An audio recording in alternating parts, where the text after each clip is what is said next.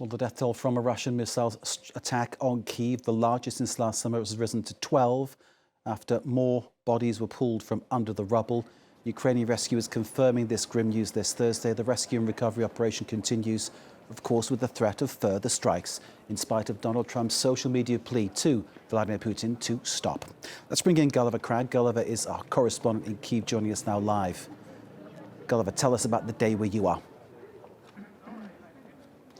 Well, we could start the day from 1 a.m. when the first wave of rocket attacks hit Kyiv. I heard a lot of explosions where I am in the Podil district. I heard a lot of explosions. It's often hard to tell whether it's just the air defense working or whether or not there are direct hits happening, but I didn't hear any ambulance sirens. Then 2 hours later, there was another wave, and again, me personally, I heard explosions but not ambulance sirens. And as it turned out in the morning, the casualties were all basically in this one district, Sviatoshin, which is in the west of the city, a long way from where I am now. But it's worth remembering that 5 other districts of the city at least were also hit. In Sviatoshin, though, that's where a residential building, a 2-story apartment block, half of it was destroyed completely, basically, and all day the rescue efforts have been ongoing with both municipal workers, medics, and just volunteers, local people, helping out to try to find people in the rubble.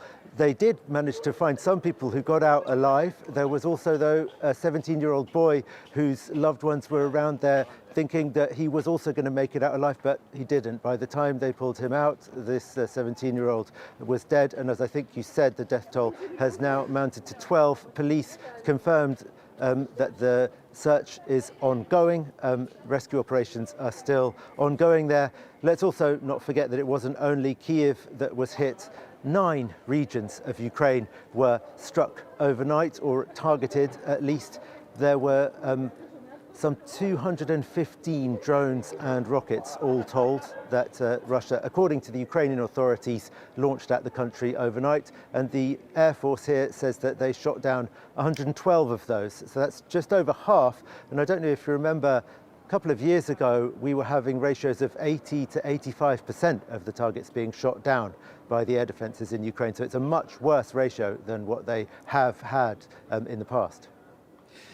Now, of course, when Vladimir Putin launched the invasion, Gulliver, back on the 24th of February 2022, he was seeking to take the whole of the country and Volodymyr Zelensky. He hasn't gone that far. Donald Trump today in the White House was talking about he wanted to take the whole country and he's agreed not to now. That's a pretty big concession. Can you give us a sense of how that's gone down in Ukraine?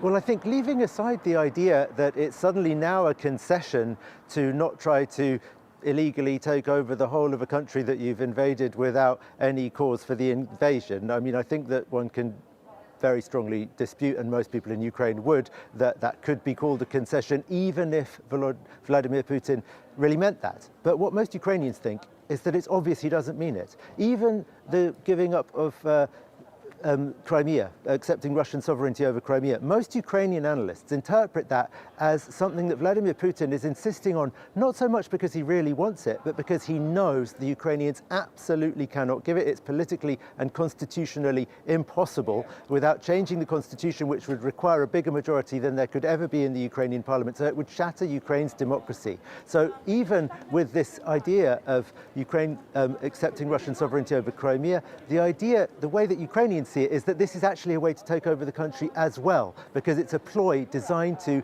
divide and destabilize Ukraine and prevent it from having a viable, prosperous, pro-European, Western-leaning future. Everything Vladimir Putin does in the way that the majority, I must stress, the majority clearly, but definitely not all Ukrainians see it, is still geared towards, one way or another, taking control of the whole country. Whether it's by actually annexing it or installing a puppet government is another matter.